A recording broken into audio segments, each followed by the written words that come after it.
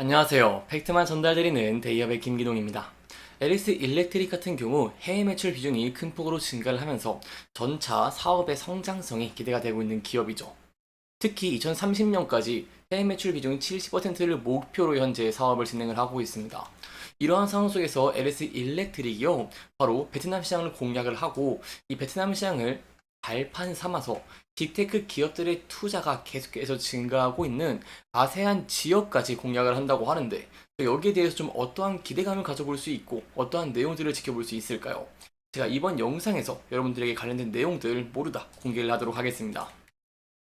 일단 LS 일렉트릭은요, 베트남 2024 일렉트릭 에너지 쇼에 이렇게 참가를 했습니다. 좀 규모가 굉장히 큰데요. 전력과 에너지 분야 기업 141개사, 249개의 부스 규모가 굉장히 크다라고 볼 수 있겠고요. 이번 전시에서는 신재생 에너지 발전에 최적화가 된 스마트 배전 솔루션을 전면에 배치를 하기도 했습니다. 안 그래도 이 신재생 에너지의 투자가 증가를 하면은 뒤따라서 변압기라던가 전선을 확충을 해야 되죠.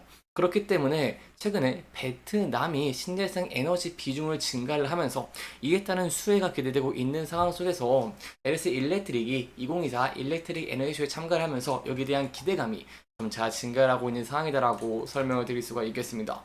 이 베트남 같은 경우에는요, 신재생 에너지의 메카로 떠오를 만큼 이 친환경 전력 인프라 수요를 공략을 하기 위해서 LS 일렉트릭이 베트남에 공략을 하고 있습니다.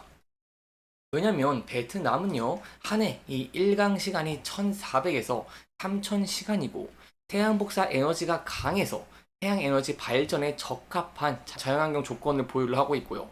뿐만 아니라 동남아 지역에서 이 풍력 발전 잠재력이 가장 높은 국가 중의 하나입니다. 이러한 상황 속에서 베트남 정부는 신재생 에너지 발전 비중을 2020년 9.9%에서 2030년 21%까지 확대를 할 방침입니다. 따로 제가 앞서 말씀드린 이유로 한해서 이 LS 일렉트릭의 수혜가 기대가 되고 있는 상황이고요. LS 일렉트릭 같은 경우에는 점유율이 1위를 기록을 하고 있는 모습을 보이고 있습니다.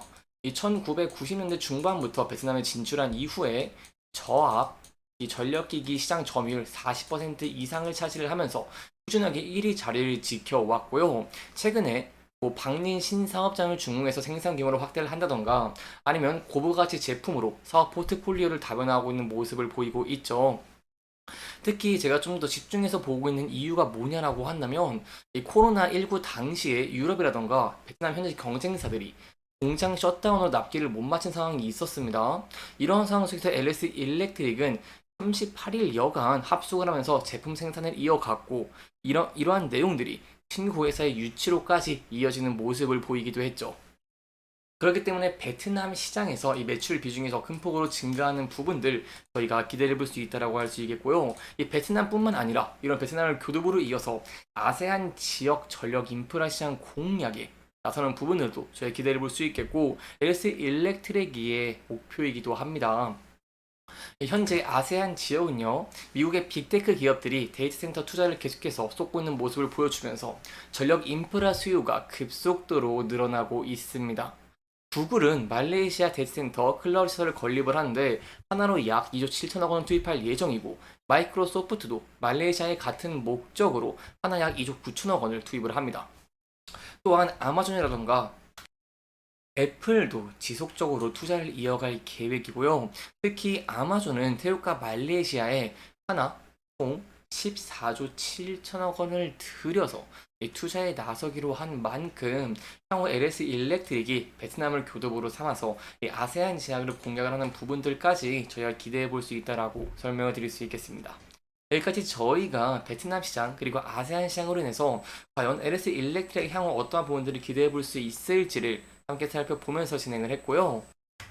그렇다면 과연 LS 일렉트릭은 수주 물량의 증가를 하면서 또 실질적인 부분에서 큰 성장을 이룰 수가 있을까요? 여기에 대해 저희가 좀 지켜보기 위해서는 공장의 가동률들을 좀 많이 봐야 됩니다. 아무래도 가동률이 증가하게 된다고 한다면 실질적인 부분의 성장을 기대해 볼 수가 있겠죠. 이 가동률에 대해 제가 직접 살펴봤고 관계자분과 대화를 진행을 완료를 했습니다. 일단 먼저 살펴보시면은 저압기기, 고압기기, 계량기 등은 평균 가동률이 굉장히 좋은 편입니다. 또한 초고압 변압기 등도 그냥 좋은 편인데 한 가지 아쉬운 부분은 바로 이 배전반 부분에서 평균 가동률이 73%를 기록을 한다는 것이겠죠. 그렇다면 이러한 가동률 과연 증가할 수 있는 여지가 있을까요? 자, 여기에 대해서 가동률이 증가를 하고 수요 잔고가 증가할 수 있을지 직접 대화를 완료했습니다. 일단 제가 여러분들 좀 설명을 드리기 위해서 수주 비율부터 먼저 물어봤습니다. 현재 LS 일렉트릭 같은 경우에는요, 전사가 2.8조 원 정도의 이 수주 금액을 가지고 있고요. 지금 초고압 변압기 한 26% 정도 갖고 있는 상황이다라는 답변을 들었습니다. 또 하나 배전만이 한 33%이고 태양광이라던가 ESS도 있기 때문에 좀 다양하게 있는 상황이다라는 답변을 들었는데요. 그렇다면은 이러한 상황 속에서 과연 수주장고가 증가할 수 있을까요? 일단 여기에 대한 답변은 긍정적인 답변들이 왔습니다. 바로 가동률 같은 경우는요, 저희가 앞서서 함께 살펴본 바와 같이 변압기라던가 배전기기 쪽은 상황이 상당히 좋죠.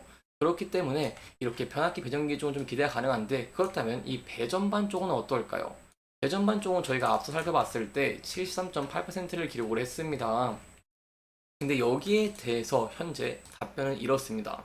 바로 시장이 전기차 캐짐이 좀 있는 상황이기 때문에 향후에는 이러한 면들이 해소가 되면서 다시 가동률이 좋아질 전망이다 라는 답변을 들었습니다. 그렇기 때문에 저희가 현재 일단은 제가 좀 말씀을 드리고 싶은 게 변압기나 배전기기 쪽은 굉장히 좋은 상황이고요.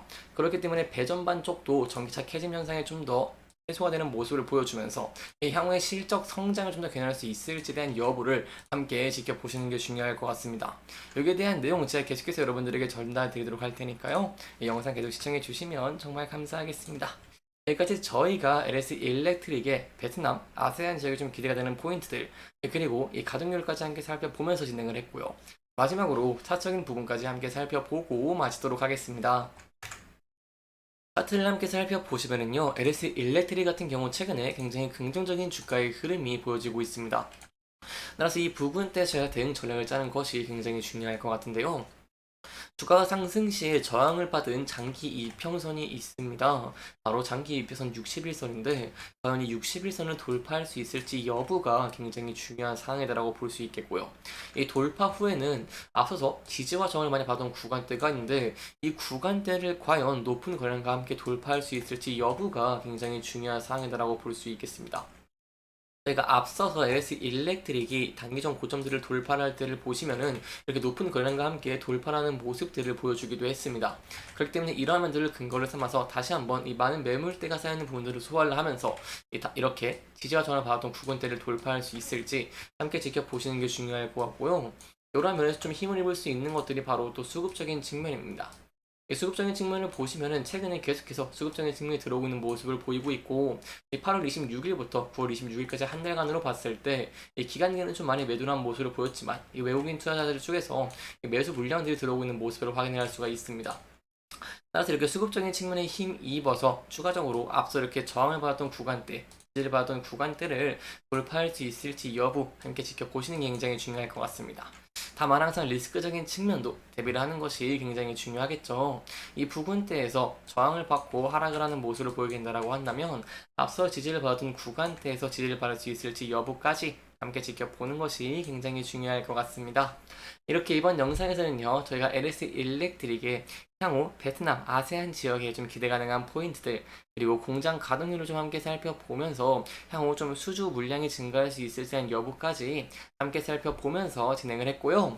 해당 영상은 개인적인 의견이 많이 들어갔기 때문에 투자자분들의 주관적인 생각과 해당 내용을 토대로 현명한 선택을 하시면 좋을 것 같습니다. 이렇게 영상 잘 보셨다면 다음 영상도 시청해 주시길 바라면서 오늘 영상 마무리하도록 하겠습니다. 여기까지 시청해 주셔서 감사합니다.